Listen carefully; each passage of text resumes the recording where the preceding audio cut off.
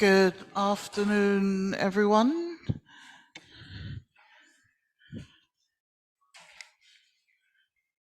Let's make a start. I hope some of you have enjoyed your lunch or managed to grab a snack.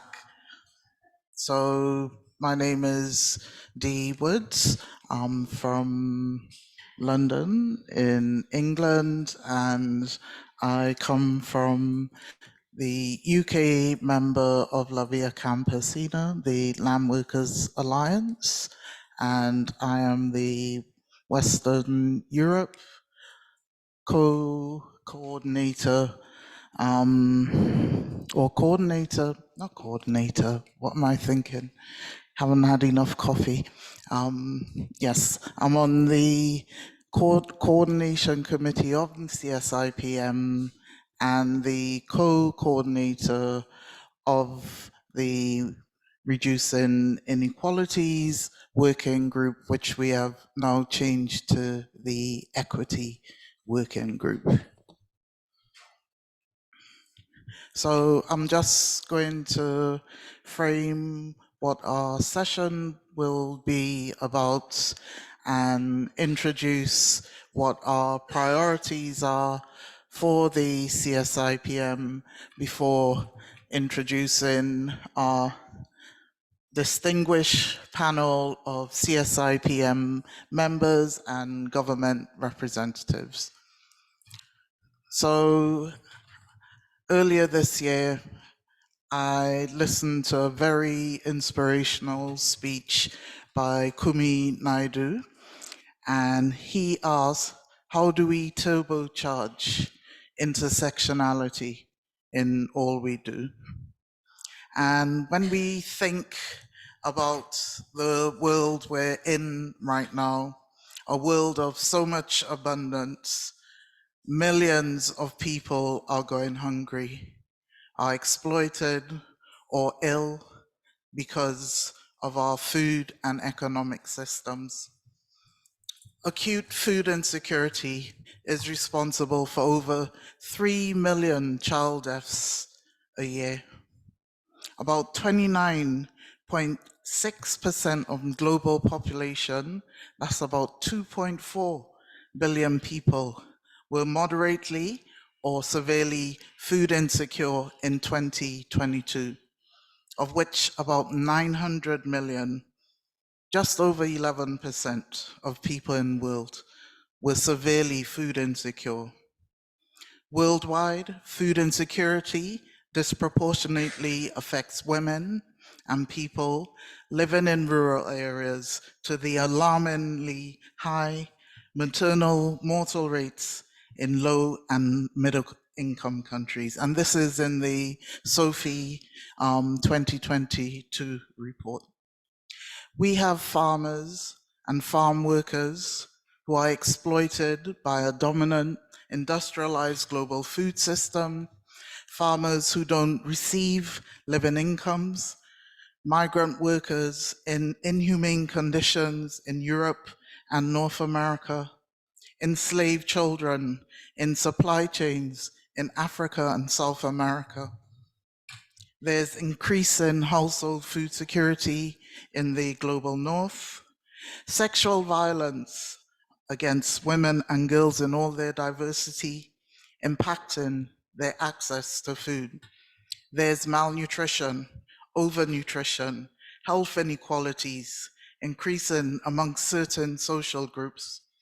Yet there's enough food in the world so that no one goes hungry or has to experience diet-related inequalities. So how can we examine power in our food systems? Who owns what? Who does what? Who gets what? What do they do with it? Intersectionality is one feminist understanding of those power relationships and how it shapes inequalities. Intersectionality is also one of those concepts that is greatly misunderstood or for many difficult to grasp. So what is intersectionality? Perhaps it is better to start with what it is not. Intersectionality is not about identities or identity politics, nor is it about a hierarchy of oppressions or an oppressions Olympics. Intersectionality as a framework goes beyond binary conceptualizations of categories such as gender, race, ethnicity, disability, and class, and instead considers the intersection of multiple social categories that place individuals within complex systems of interlocking privilege and oppression. These systems ultimately shape health outcomes, our ability to afford and access sufficient, nutritious, culturally appropriate food, and basically our ability to live lives of dignities. So there are many definitions, but there are key elements of intersectionality. In a talk by Kimberly Crenshaw, who coined the phrase intersectionality, she emphasized the importance of race in intersectional analysis. And this is a direct quote: intersectionality is about centering Black and Brown experiences in the failures and inadequacies of capitalist, patriarchal, white normative structures. Without race, it is not intersectionality. Without an investigation of the system of racialization and centering the experiences of racialized peoples, it is not intersectionality. A recognition that people's lives are impacted by the simultaneous membership of multiple interconnected social categories, and these multiple and intersecting discriminations and structural oppressions have a compounding effect. The interaction between these multiple social categories occurs within a context of connected systems and structures of power. For instance, laws, policies, governments, racialization, patriarchy, ableism, and so on. So that recognition of inequality of power is key to intersectionality. Structural inequalities reflected as relative disadvantage and privilege are the outcome of interconnected social categories, power relations, and contexts. So an intersectional approach analyzes the macro and micro causes of inequalities, where evidence and data should be put into context, including the historical and contemporary structures of inequalities in wider society and within local contexts. So we should be examining intersectionalities, the structural, political, economic, representative, and institutional. And we should be explaining and generating strategies that are inclusive and get to the root or underlying causes of the social problem or issue. Intersectionality challenges single issue or siloed organizing agendas, policy frameworks, and models by encouraging policymakers, advocates, organizations and NGOs, academics, community leaders, practitioners, and people with lived experience to look broadly at root causes of discrimination and equality. So the CSIPM has some initial priorities, but we are still analyzing and consulting with our many constituencies and regions. One of the major issues for us is the economic system that predominates. We would like a clearer understanding of the redistribution of wealth that includes a clear focus on access to and the control of resources. We also want to challenge the free market ideology by implementing more regulatory policies. There must be a focus on those most affected by hunger and malnutrition, those people who've been left behind, those people who experience chronic hunger, acute and extreme hunger or food insecurity, especially in fragile settings, in areas of protracted crises and of conflict. And these are increasing daily and globally. We must also include vulnerable groups, in particular older people and persons with disabilities, which have not been recognized in this current HLPE report. And we're looking forward to racial equitable policy proposals which must emerge from the analysis on racialization and colonization in the report. There are many countries where hunger is widespread, but where data is insufficient to properly rank them on global hunger index. There are also data gaps with regards to gender and race, which are crucial to developing equity transformative policies. And underlying all this, we need a human rights-based framework to ensure that we can realize all our rights to food, water, land, housing, social protection, health, freedom of speech, decent work and workers' rights, because all rights are indivisible.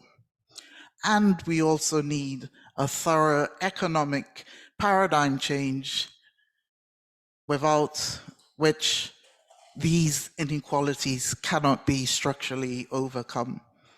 We also recognize that there will be barriers to participation in this open-ended working group process. Firstly, the lack of translation services will impede full participation of the CSIPM. This is in itself a reinforcement of inequalities between and within regions and countries, giving privilege to those who speak and read English. Secondly, the program of work is very tight, especially in time between negotiations. This will be extremely difficult for the CSIPM. We will be unable to have meaningful participation by CSOs globally because of the lack of time to analyze and respond effectively. So let me briefly introduce our speakers.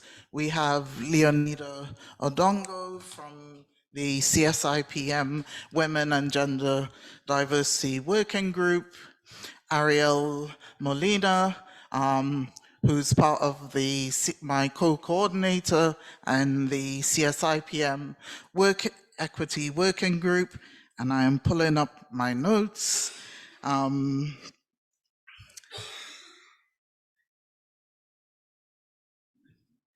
on. Cecilia Elizondo, State Representative from Mexico. We have Krishnaka Kumari from our CSIPM Youth Working Group, and State Representative, I get better at notes, Renato Domit Godinho, and online we have Semel Esim from the International Labour Organization. So I'll now hand over to Ariel Molina, who will give us a short presentation.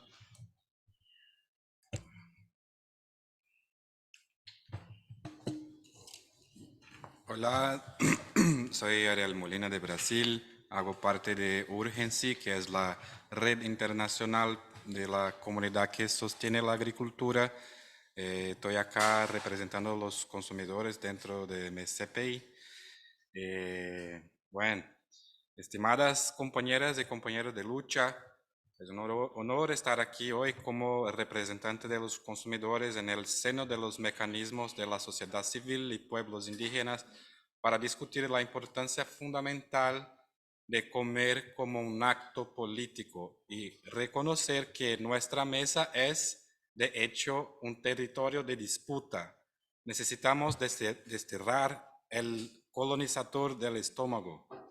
En Brasil, la lucha contra el hambre ha sido una batalla constante y el movimiento de los trabajadores rurales sin tierra desempeña un papel crucial en esta lucha.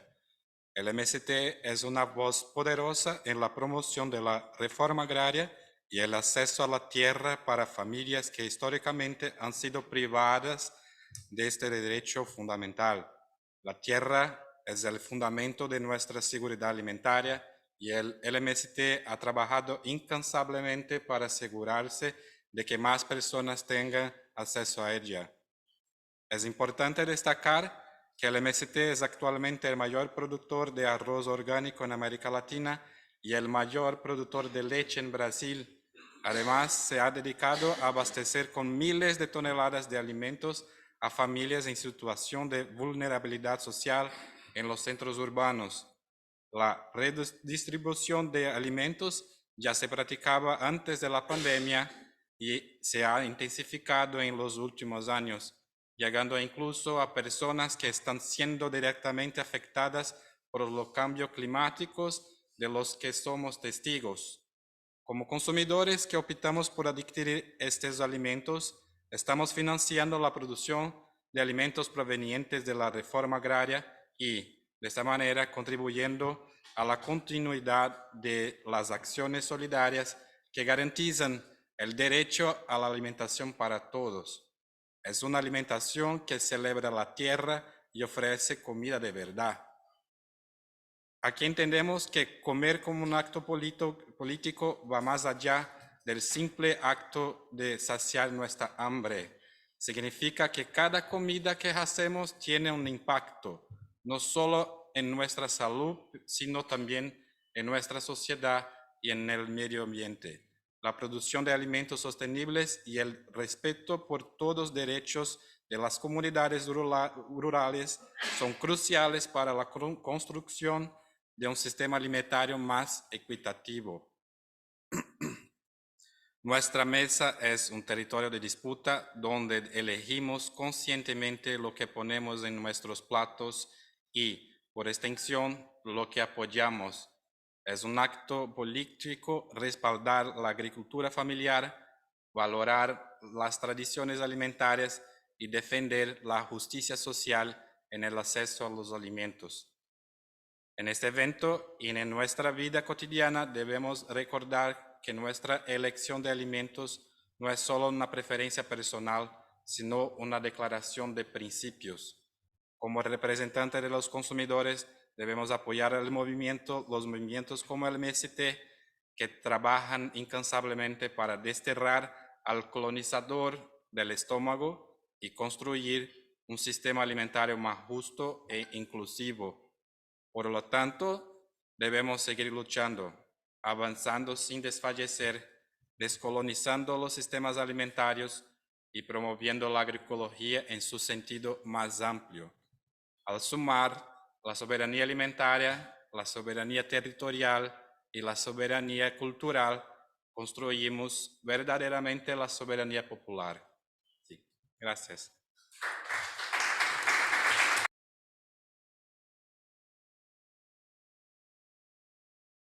Thank you, Ariel. I'd like to invite Krishnakar next to share what he learned from the lessons on the youth process and what we can bring into this process. Good afternoon, everyone. I am Krishnakar Kumari, representing International Catholic Agricultural and Rural Youth Movement, and I am a CSIPM Global Youth Working Group Coordinator. I am a Dalit young farmer practicing agriculture in India, South Asia. It's my privilege to present about the challenges of caste, especially Dalit discrimination of youth in line with the inequalities in food and nutrition security. Dalits also as untouchables in India. We are all category of the lowest social group in hierarchy of Hindu caste system. The word Dalit means oppressed or broken and defined as scheduled caste in the Indian constitution and provided reservation to achieve equality. But this has not translated into ground reality.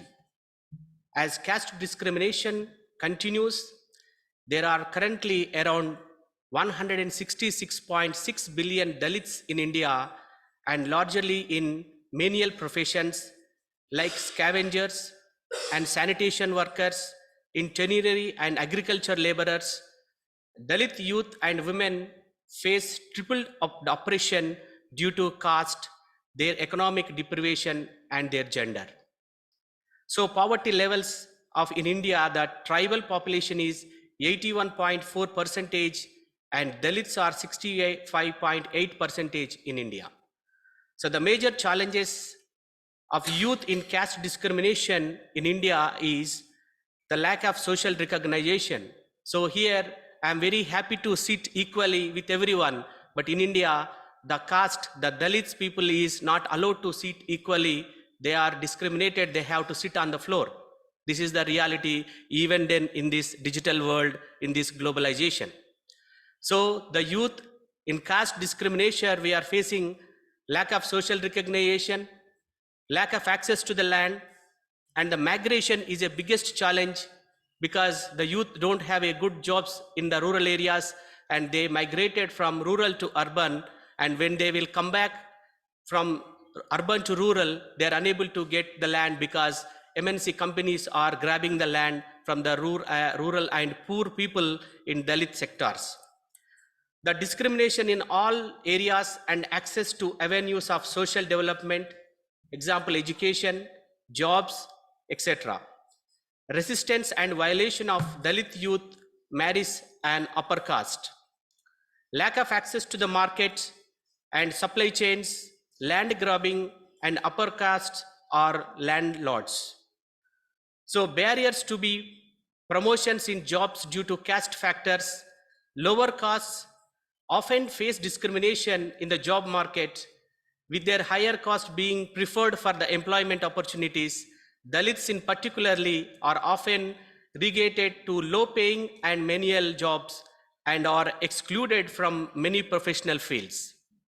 So even if Dalit youth are able to acquire some level of economic development, they continue to face social discrimination. So these are all the realities of the caste in India and some of the other third world countries also. In this junction, we are strongly proposing caste issues and remedies is needed to include in reducing inequalities in food and nutrition security document in line with the human rights perspective. Thank you very much.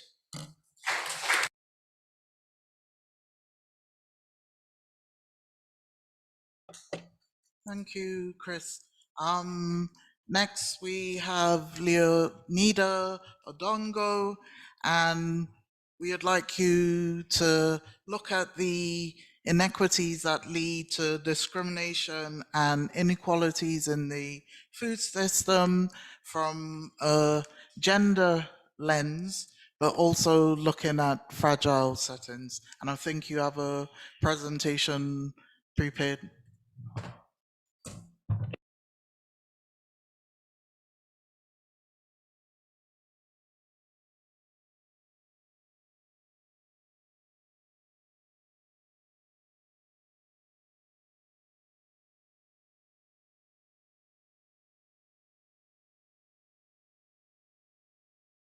Sorry.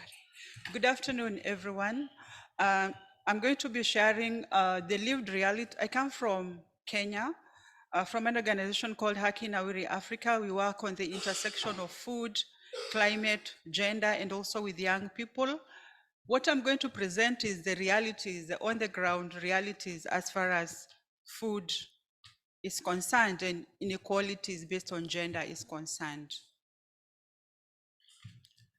We cannot talk about inequality, particularly in Africa, if we don't talk about racism, we don't talk about colonialism, we don't talk about neocolonialism.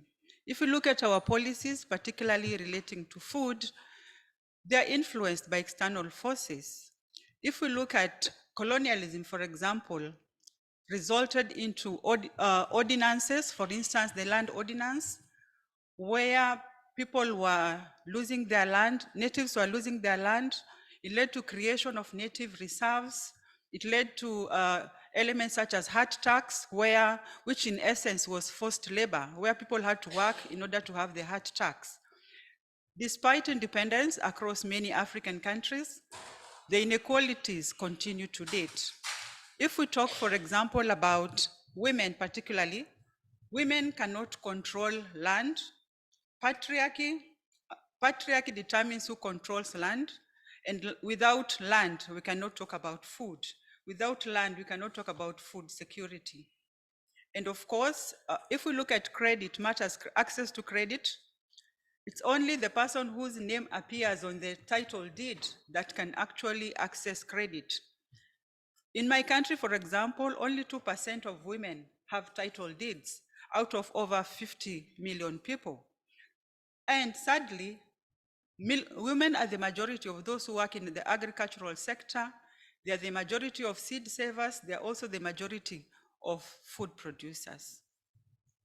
And of course, the introduction of cash crop economy also has impact because a lot of land is set aside for plantation economy. And you all know the impacts of plantation, especially when synthetic fertilizers are used.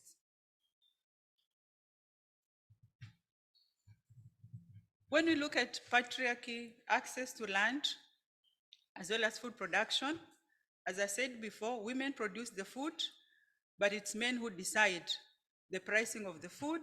It's men who decide how much the products will be sold.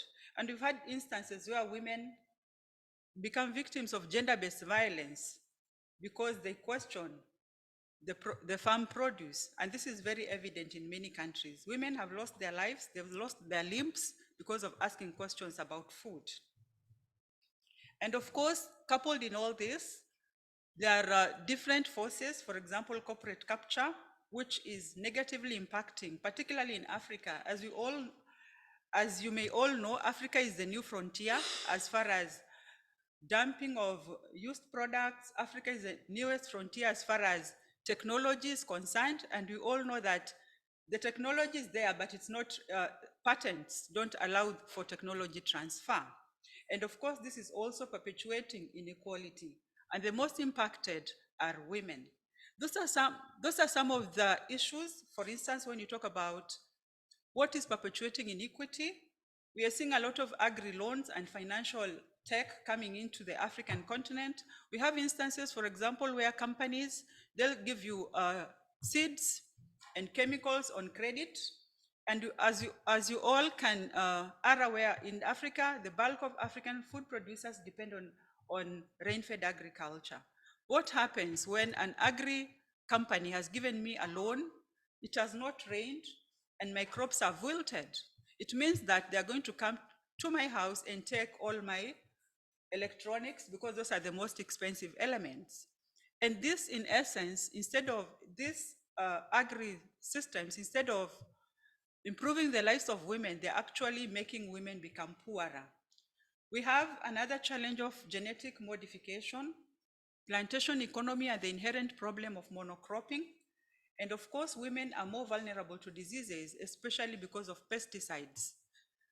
Respiratory diseases, because they're the majority of those who work in plantation economies. They're the majority of the tea plantation workers and those in horticulture. The debt trap is also a problem particularly impacting on household food security. You find that with rising debts in Africa, we can't pay our loans using our local currency. For example, Kenya cannot pay loans using Kenya shillings. It has to be converted into dollars or euros for us to pay the debts. And what does that do to our food systems? It means there's an increase in taxes, and families have to look for other means of survival, with people not eating 3 meals a day, or families having to skip meals. We had an incident, for example, in Kenya, where there was a mother who cooked stones, stones, boiled stones for her children, just to make them believe that there is some food that is going to get ready, and the children were lulled to sleep because they kept thinking that the food is going to be ready. And these are the realities, and this particularly happened in Kenya. We're also having a challenge of land grabs, as well as the international system is not equal. There's a power imbalance where Africa is conditioned to be primary food producers, whereas we import finished products at higher prices. And who pays the price? It's women and girls. That is a scenario of how the food situation is getting in my continent and amongst several countries. Our plates are getting emptier, and the price of food is getting higher.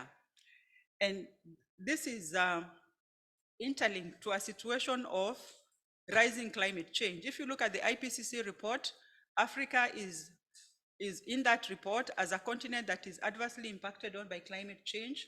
If you look at the SOFI report, as far as food is concerned, almost all African countries are on the hunger map.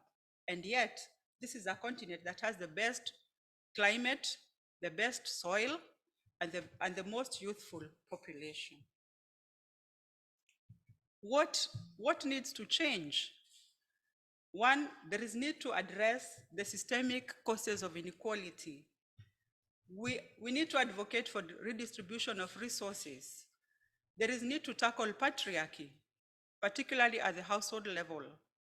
There's need for recognition and quantification of unpaid care work, because for many women, unpaid care work is assumed as a woman's work just because she's a woman. There's need for reparations, particularly because of things like slavery, things like colonialism, because colonialism was actually exploitation, not only of labor, sweatened labor, but also of resources. And you are seeing this continuing today through neocolonialism. There's need for a reform of the global economic architecture, in that countries in Africa need not be just primary producers. They can also actually be producers of finished products. We need to address the extractivism and resource exploitation in the global south.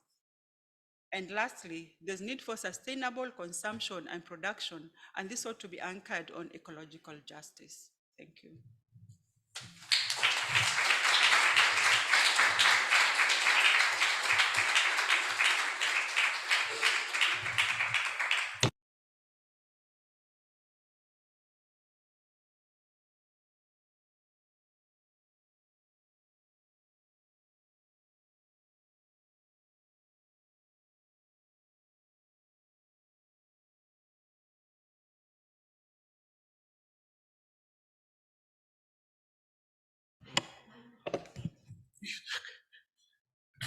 Sorry, I should know this.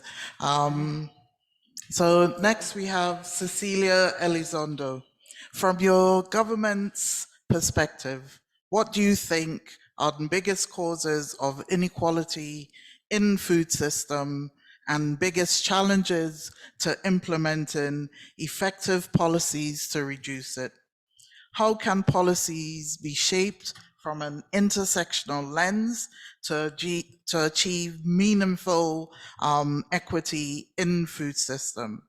And how can they lead to the realization of the right to food? Muchas gracias por la invitación para estar aquí. Y bueno, sí, efectivamente, como decía hoy nuestra compañera al inicio, sabemos este informe de Reduciendo las Desigualdades en la Seguridad Alimentaria y la Nutrición que el GANESAN ha realizado. Hubo primero una consulta pública del documento cero y lo digo porque hubo algunos comentarios de algunos miembros que se debe consultar más desde el grupo del GANESAN y en realidad hubo una gran consulta para este informe. Y bueno, va a ser un gran desafío poder comenzar con estas negociaciones. Y bueno, este informe fue pedido en el CSA 46 en el 2019, entonces tiene por parte de este grupo un gran trabajo detrás y merece todo el respeto que un grupo como este de científicos presenta en el pleno del CSA. Y bueno, tendremos todo este proceso de negociación que será largo y por algunas expresiones de hoy, pues ya sabemos que no será fácil. He sido nombrada miembro también del GANESAN para este periodo que inicia, entonces creo que tendremos ahí mucho trabajo. Sabemos, bueno, que las múltiples crisis que estamos viviendo, como fue la pandemia de COVID-19, luego las guerras que se están sucediendo, como Rusia y Ucrania, ahora Israel-Palestina, sumado con los otros conflictos armados de los cuales casi ni se habla, como Haití, Sudán, entre otros, y se suma a ello las migraciones en diferentes partes del mundo, los impactos de los eventos naturales, los terremotos, inundaciones, sequías, todo ello con impactos acumulativos. Que a la vez favorecen el agravamiento de estas crisis. Por ello, no es algo que pueda atenderse a través de compartimientos estancos, sino con una lente multifactorial, es decir, que se deben atender con una mirada transformadora, donde las causas estructurales, como el mismo informe del GANESAN dice, sean atendidas de manera intersectorial con un enfoque de los derechos humanos y la cooperación internacional. Por ello estamos totalmente de acuerdo con este informe, porque lo expresa claramente, la necesidad de que todos los involucrados compartamos esta responsabilidad de reducir las desigualdades en los sistemas alimentarios. No solo eso, sino que debemos compartir la responsabilidad de implementar acciones. Sin embargo, y debo decirlo porque se ha expresado por diferentes países y agencias y el mismo relator de Naciones Unidas del Derecho a la Alimentación, y por nuestro mismo jefe de la Delegación de México, el subsecretario Víctor Suárez, no podemos lograr tener una transformación de estos sistemas alimentarios con equidad si no se respetan los derechos humanos y fundamentalmente, en primer lugar, el derecho a la vida. Mucho menos si los mismos países que hoy debaten sobre cómo encontrar una salida a la crisis alimentaria siguen financiando con miles de millones de dólares y euros a la guerra y compra de armas.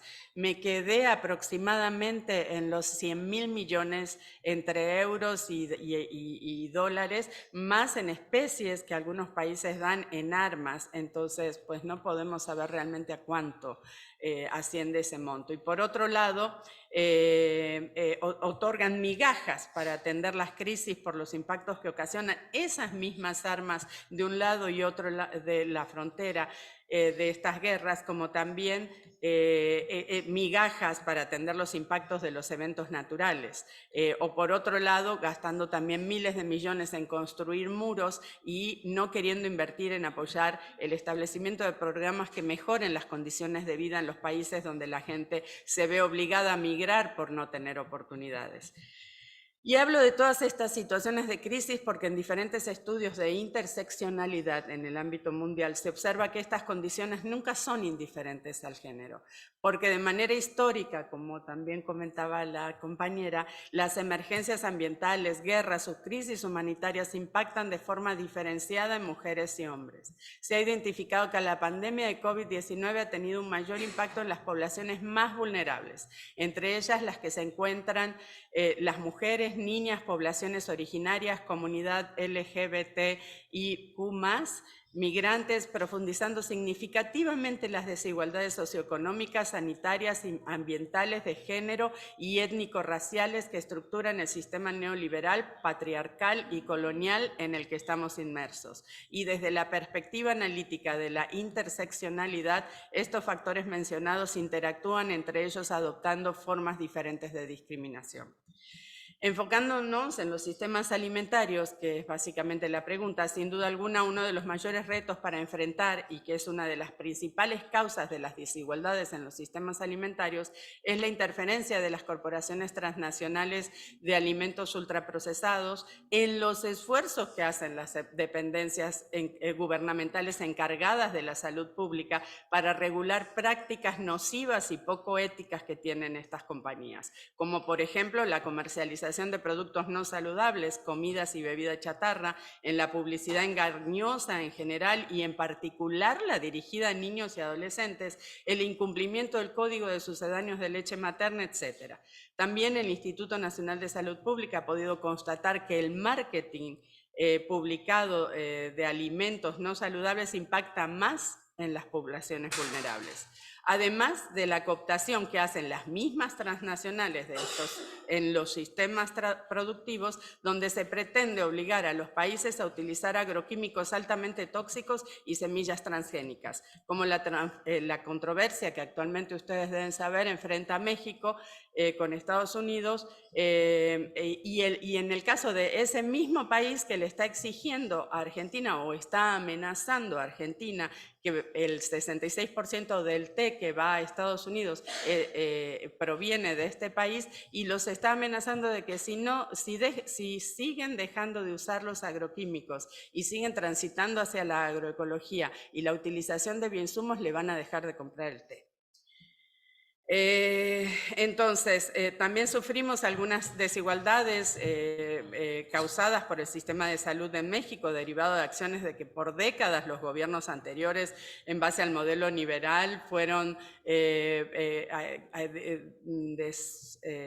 desmantelando el sistema de salud para privatizarlo.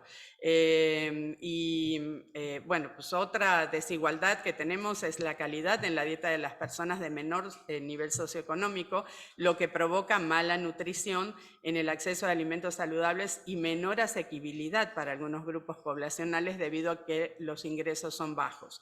Y por ello, bueno, pues el gobierno ha establecido los programas prioritarios en los cuales no me voy a enfocar, el subsecretario Víctor Suárez en otros paneles, en otros side events los ha mencionado claramente, que a través de GISAMA, que es este grupo intersectorial que se creó desde hace 4 años, se ha favorecido la implementación de una campaña de alimentación saludable, la implementación del etiquetado frontal, se está trabajando también en normas que se puedan establecer, como por ejemplo la ley de alimentación saludable, y también se ha establecido un programa de alimentación saludable en las escuelas.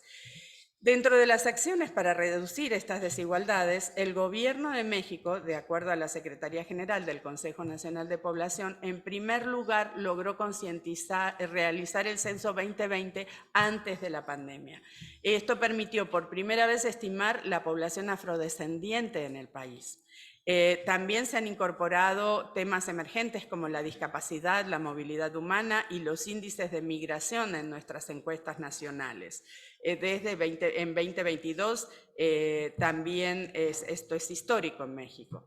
Y entonces esto identifica la organización social, también la encuesta nacional para el sistema de cuidados, esta se hizo en 2022, e identifica la organización social del cuidado y del desarrollo de un sistema nacional de cuidados, en donde se mostró que las mujeres en México son quienes más realizan estas actividades de cuidado, y que coincide con lo informado por muchas investigaciones al respecto, que también tiene que ver con estas desigualdades que se suman también al género.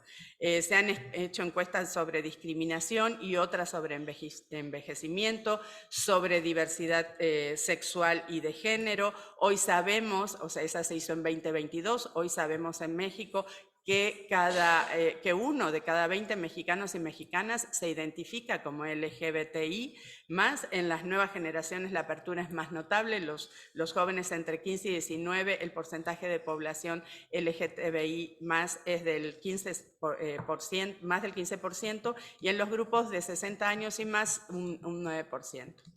Pero bueno, entonces también lo que se ha pensado que un sector fundamental es las escuelas. Entonces se ha hecho un cambio en la base de formación de las personas, desde la escuela en todos los niveles. Ir hacia una educación de calidad para todas y todos. Se ha visto cómo la tecnología también ha marcado grandes diferencias entre quienes tienen acceso o no al Internet, y se quiere atender las necesidades tanto de niñas, niños, adolescentes, mujeres, hombres, adultos mayores, porque siguen persistiendo estas grandes brechas de desigualdad, sobre todo en las áreas del sector rural. Por eso se hizo también el programa Internet para Todos, para que puedan tener acceso gratuito de Internet. Ya se lleva en un 85% la implementación de este programa. En un contexto, la pandemia se dio en un contexto mundial de desigualdades sociales y económicas y brechas digitales y de género, de cambio climático y de despojo de grandes territorios. Y ese distanciamiento social nos forzó a reducir estos encuentros personales, y este poco acceso a la tecnología nos mostró toda esta parte, ¿no?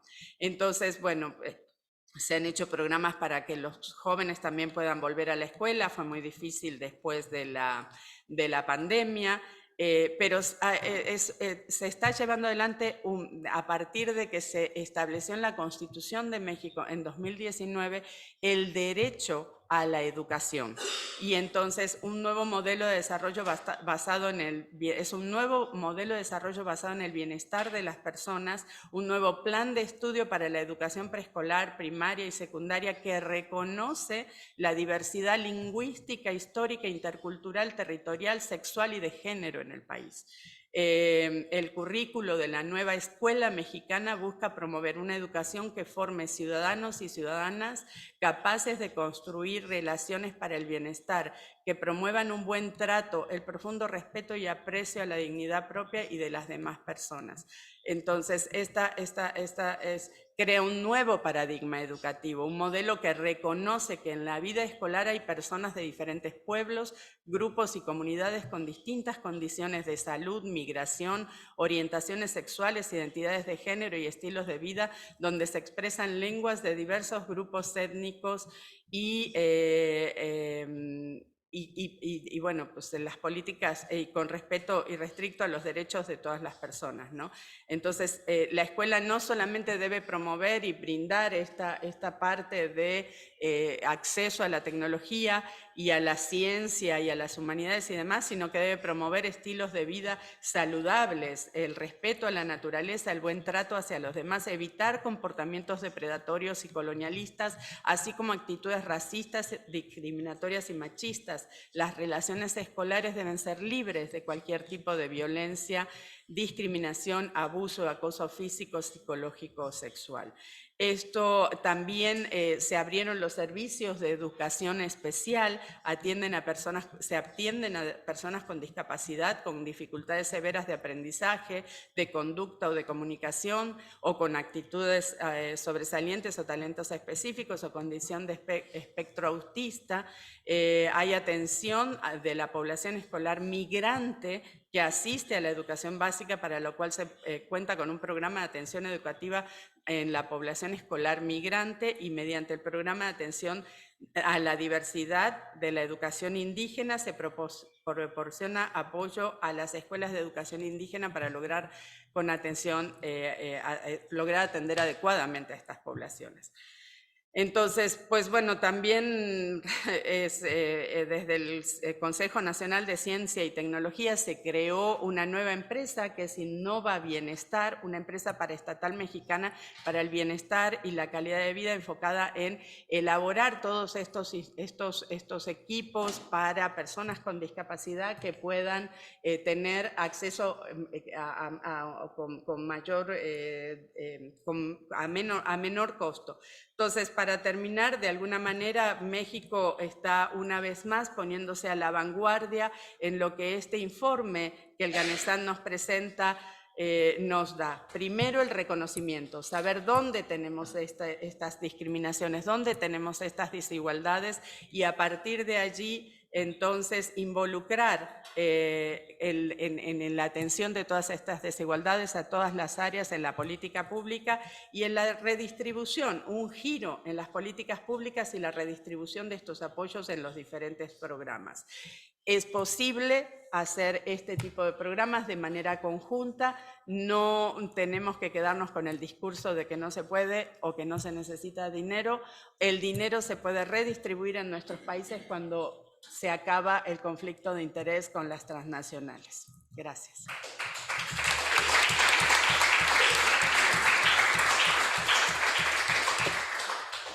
Thank you, Cecilia, for that very comprehensive response and for your government being one of the leading lights doing this work. Next up, we have Simel Essim joining us online. And Simel is from the headquarters unit of the International Labour Organization. And to you, Simel, how Thank you very do much. Can you decent hear work? me? Yes, we can hear you. Could you And turn off your mic maybe because I'm hearing echo. okay, because I'm going to ask you the question so people Okay. know what you're talking about, Okay. and then I'll switch off my mic. How do decent work and workers' rights drive the fight against inequalities?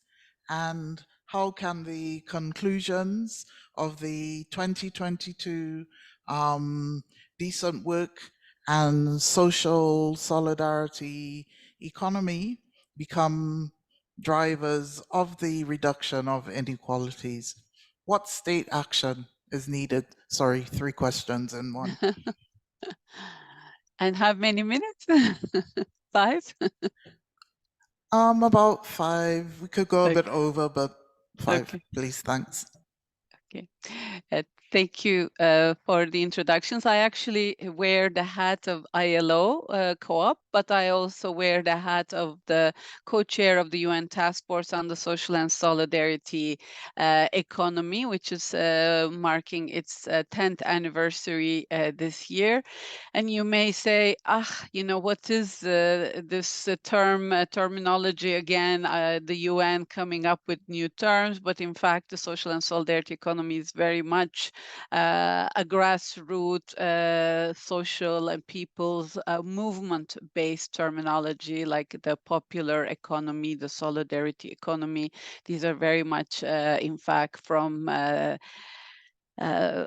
traditional organizations that serve, that are value and principle based and that serve both economic, social, and in many cases, environmental perspectives, and are very prominent in, of course, rural areas, vulnerable communities where, of course, spatial inequality between rural and informal is one of the many layers that you and speakers before me have been talking about. And to unpack social and solidarity economy entities, we're talking about agricultural cooperatives, self-help groups, women, community forestry, fishery associations, producers, peasants organizations, and indeed, these are very prominent among vulnerable, disadvantaged communities. In regard to the ILO, the International Labour Organization, which is about decent work and social justice, the decent work deficits are most prominent in rural areas where informality is also very prominent. And by informality, we are talking about not having proper contracts or consistent incomes and access to resources. So what has been happening in the last couple of years is that there is at the International Labor Conference, which it was formed in 1919 after the First World War, with the premise of there's no peace without justice, without social justice. The idea is also the response to how to build that kind of social justice is very much through solidarity. And for the ILO, this kind of solidarity, formal or at the community level, institutional level, normative level, has been very much a part of its modus operandi, and it has recognized social economy as a institutions as a way to deliver on its mandate. So last year at the International Labor Conference, which is where workers, employers, and governments from around the world, from 187 member states, come together. Very similar to the one you are in at the FAO. There was a resolution, a discussion and a resolution on the social and solidarity economy. And what was unique about this was that it came up with an international definition of the social and solidarity economy that is not just about a list of purposes or a list of organizations, but also about values and principles. Values like voluntary cooperation, mutual aid, democratic participatory governance, autonomy, independence, primacy of people, and social purpose over capital. So, and the definition that was arrived at also emphasize that there are a set of values that they put into practice, like care for people and planet, equality and fairness, interdependence, self-governance, transparency and accountability, and the attainment of decent work and livelihoods. So this, you may say, okay, it's another resolution. Yes, it is another resolution, but the resolution also emphasized that recognize that these entities are critical to reducing poverty and inequalities and move toward inclusive societies, the transition between informal and formal economy. And of course, the reason it was being discussed last year was also after the global pandemic, how these social solidarity economy entities mobilized around in the communities, building resilience for their members and workers. We have developed a 7-year action plan around this, and 10 months after this resolution, the United Nations General Assembly has adopted a resolution on promoting the social and solidarity economy as well for sustainable development.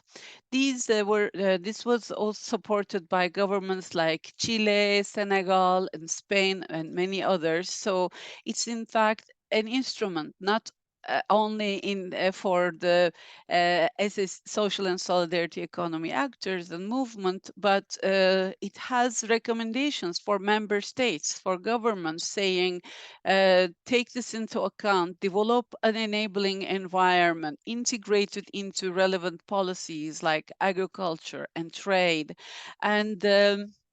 and it also calls upon UN entities, UN specialized agencies and country teams to really integrate, work with these entities, but also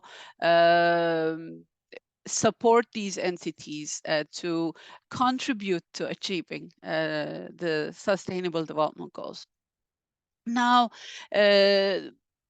there is two other elements to this. One is, of course, around financing, but also not just any financing, but financing that is also ethical and connected to the social and solidarity economy principles and values. So it's very important to also imagine financing that takes such matters into account. And what we see, I mean, from our own work at the ILO with the social and solidarity economy entities is very much they serve a function around addressing economic inequalities. So because they can provide essential services that are often neglected by traditional market mechanisms. They can be key in, for instance, creating affordable housing, providing healthcare, education, financial services to underserved populations. But it's not something that's coming from outside, but it is coming very much from within the community and in partnership then with the local governments and with also the national authorities. In many cases, they can also play advocacy roles. The other thing is, of course, they bring people. By bringing people together, they are pooling and sharing know-how, resources, tools, and as aggregators, they can also help overcome bottlenecks in food systems. There is, of course, direct and indirect employment created by them. We have, for instance, worker ownership is a very prominent form. Democratic decision-making is critical, participatory engagement also with the community. So they can play a role for more balanced distribution of resources and wealth. And I think the ideal of the social and solidarity economy is really inspiring for decent work, for overcoming inequalities, but it's also very important that we build capacities and support mechanisms for them to be able to function and to their potential, to fulfill their potential. And this is not just about legislation or not just about financing, but also referral services, legal advice, capacity building, and ensuring that they stay true to their purpose, that they are, for instance, decent employers themselves, or they are working in agriculture and they aspire for eliminating, worst forms of child labor, or advancing the state of occupational safety and health for agricultural workers. These are, some of the key issues for the decent work. And I think, how am I doing with time? Should I stop or shall I go a little bit more? You can continue for a couple more minutes. Okay, I'll do a couple more minutes. And then on the, I think, social inequalities side, yes, many of these social and solidarity economy entities start with the economic purpose, but also serve social ones. For instance, a fishery cooperative in northern Sri Lanka will reinvest its the surplus that it generates into the repair of the local school or community development projects. And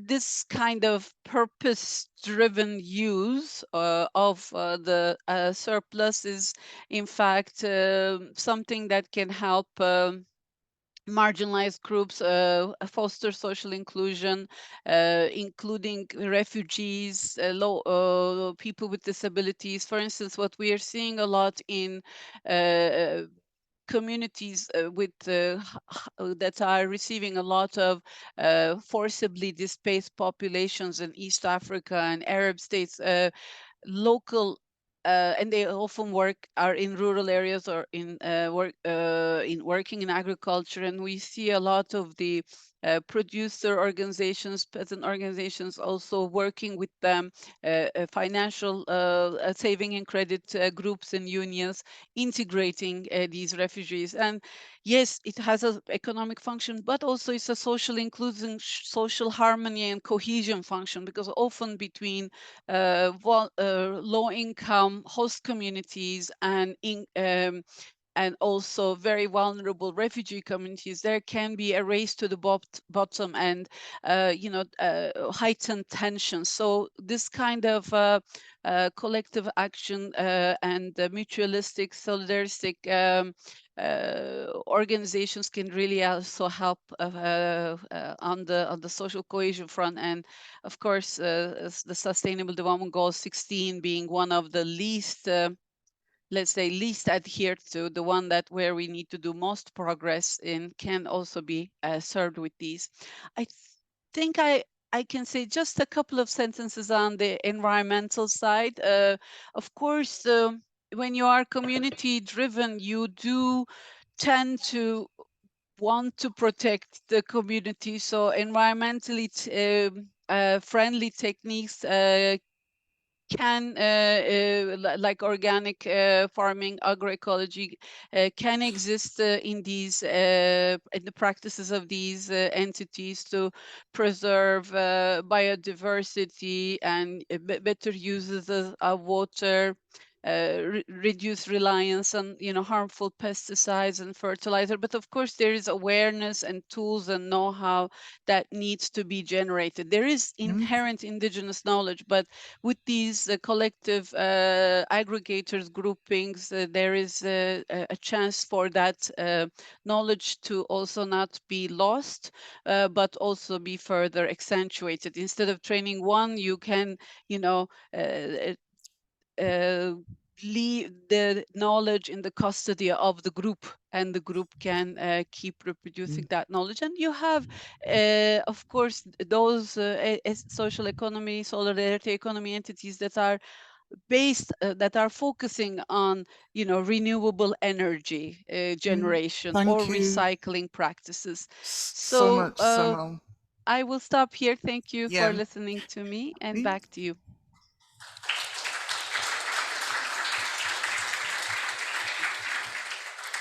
So I'd like to give the floor now to the state representative from Brazil, Renato Domingo Godinho. And from your government's perspective, what do you think are the biggest causes of inequality in food system and biggest challenges to implementing effective policies to reduce it? And could you provide us with some positive and successful examples of public policies at local or national level in Brazil, especially from an intersectional perspective? Thank you very much, Stede, for this opportunity, and I thank you, the civil society and indigenous peoples mechanism, for the invitation. To me, it's a great honor to be here and be able to contribute to this very important debate. It is also personally very, very valued to me, this opportunity to be here in the CFS, which I had the privilege to work in its governance as permanent alternate permanent rep of Brazil in the Bureau 11 years ago during the reform process, and see and come back here in a different role and see that the CFS is still enabling precisely this kind of debate, which is not a loose-end debate, but within a structured process where there is an HLP report, there is consultations, there is position taking from the countries, from civil society, all legitimate, and turning up into recommendations. We know that there are problems, especially outside the scope of CFS itself, in the uptake, in implementation of the recommendations. But you have to understand this is a continuous building process of international governance, and it's very heartening to see that after so many years I've been left out of the discussions, we can see still this mechanism enabling discussions such as these. So on the subject here, we live in a world of inequalities, many of them, many kinds, within each country's societies, across countries, inequalities of income, inequalities of wealth, inequalities regarding climate change. So those that are polluting the most in the countries, within the countries, are also those that are suffering the less impact.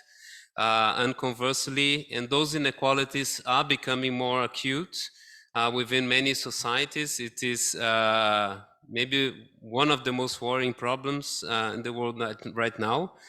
And along with addressing these broad inequalities, there's the importance highlighted here of also having the intersectional approach.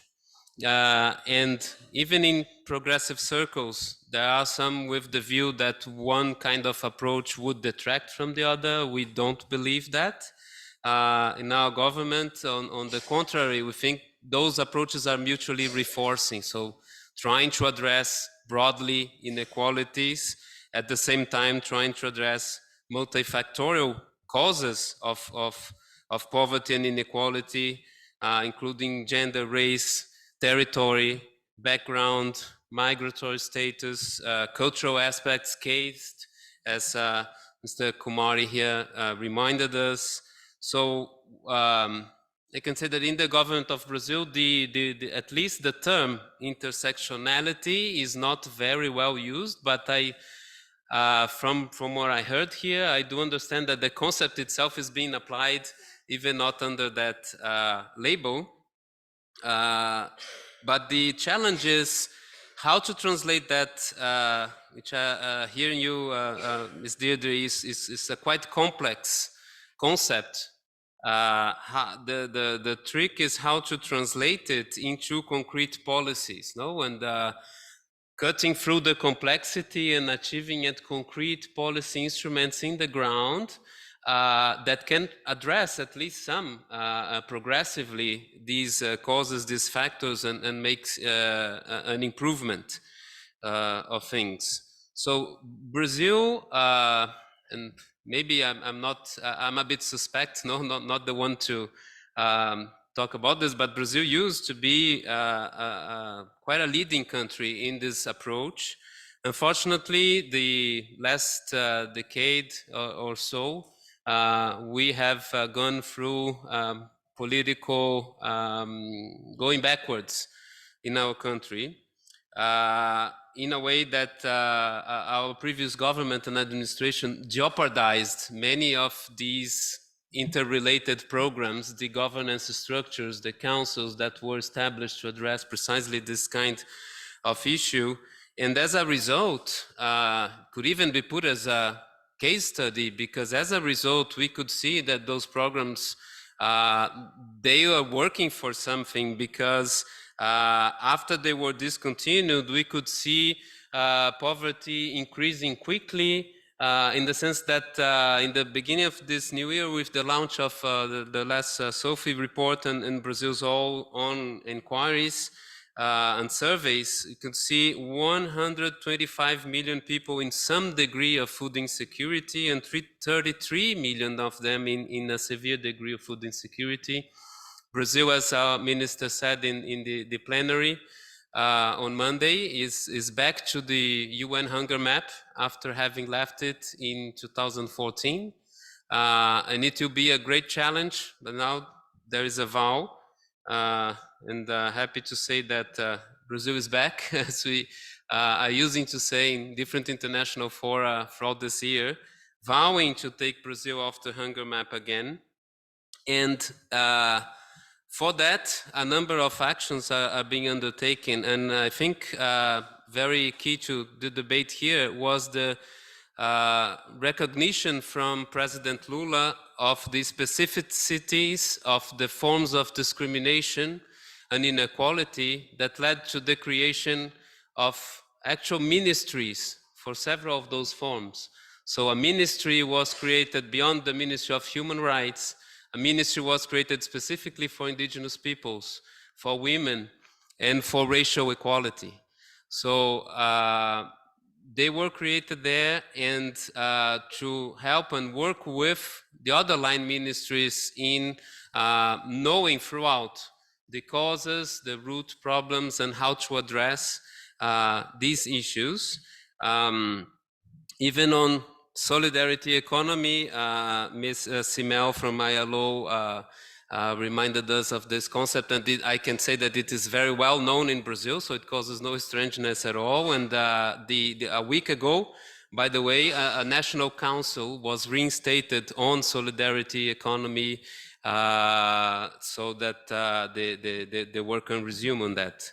So, but not only the specific ministries, but the understanding is that these concerns should be embedded on the policies from all ministries, including my own. So I'm the international advisor in the Ministry of Social Development. And I can say that in our policies, and I brought, there are only a few copies, if you allow me a bit of propaganda. I will leave here, if there is any interest, English booklet, a few copies of the policies from our ministry, several of which have actions specifically to address these specific different kinds of inequalities. But beyond our own ministry, the chambers, like the National Food Security and Nutrition Chamber, was reinstated with 24 ministries now, even broader than before.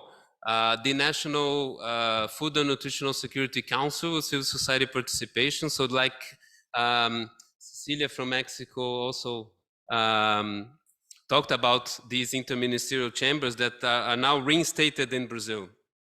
And those chambers are already working and announced the new Brazil Without Hunger plan. This is a very broad plan with 3 axes. The first on income poverty reduction and promoting citizenship. The second one, food security and nutrition. And the third one, for social engagement and participation. So this is a broad plan encompassing more than 80 programs and actions and services articulated under those 24 ministries. And many of those programs, most of them actually, have specific actions or differentiated actions for marginalized vulnerable groups. So there are in this plan 100 targets and indicators. And now, as you asked for, our moderator provide a few examples of that. So many were programs that are already running but were weakened during the previous administrations. Some are being reinstated after being discontinued, and some are new ones, some are in preparation, addressing many of those causes. So trying to address those causes. So one, for instance, on the support to family farming, we are launching the largest ever credit program, subsidized credit program for smallholders and family farmers, the largest ever in our region, with $13 billion recently announced for this credit.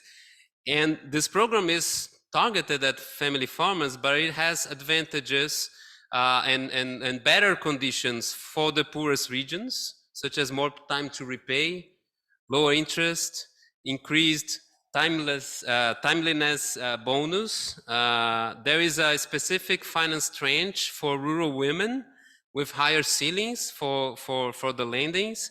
There are special conditions for the quilombolas, those that were the ancient slave settlements that were freed, settlements from agrarian reform. So they're all contemplated for their specific needs in such program. Same for the food acquisition program that buys food from smallholder farmers for in a public procurement. For the school meals program is being broadened to be used in other government programs, including the military, for instance, among others. There is a priority there for the poorest that are inscribed in the so-called single registry. It is a database of the poorest families in Brazil, in Portuguese, Cadastro Único, that also underpins Bolsa Família and many other programs. So there was an increase. This program, unfortunately, last few years was reduced lately to $500,000, and now we are multiplying it by 100 factor to $50 million just announced for this purchase, which was really only in the last few years was only symbolic. So there are more things on the way. So Ms. Odongo mentioned among her points the inequality generated by the unpaid care work. So in many situations of our the human life, children, elderly people, disabled ones, they have to be cared for. And being cared for should be a human right. But at the same time, those who provide that care, many times they are unpaid, and most of the times in many cultures, including in Brazil, they are women. So they have to care for their fathers, their grandparents, their small kids, and in some cases they have to resign from career opportunities and others because of this and because of lack of state support. So we are building in an interministerial way a national care policy that will take this into account. There are methodologies being developed to put a value on that unpaid care plan and how to address it. So this is one thing that is not ready. It's being finalized to be announced sometime, hopefully next year. That will also encompass things that are already being done at national, state, municipal levels, but try to put more coherence and add actions to make it more impactful. One of those actions that we are moving that was also very strongly put in by Cecilia here, on the education and schools. So schools, they are an example of cross-cutting policy. They can help with multiple factors of poverty, of food insecurity. And so they are also to be part of this national care policy. And Brazil right now, and President Lula announced this intention on expanding full-time, full boarding schools. So most public schools in Brazil are only part-time, either morning or afternoon, and provide a single school meal. And now they are expanding the network of schools that are able to get kids in there, eating healthy in the school meals program with family farming throughout the day. And this way enable also their families to be more productive and in their own way to have more chance to overcome poverty. So this is one example. And finally, as had said, that our Brazil Without Hunger plan, one of the three axes is on civil society participation. We think that this is key to keep things moving. No? So one sentence that I learned this week is very good, that we can say that the government is like beans. They can only cook under pressure. So this is a very good one that I'm adopting, and we need civil society to keep pushing, to keep monitoring. So it is being embedded and counted on the monitoring mechanisms for this Brazil Without Hunger plan.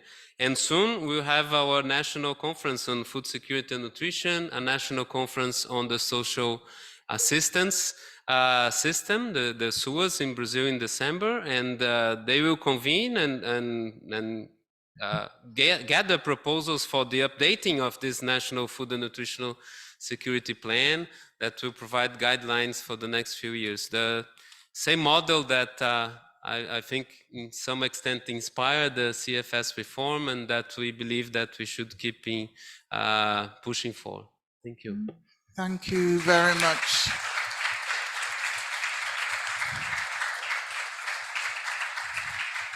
And thank you everyone for coming and for staying a bit over. Thank you to the translators.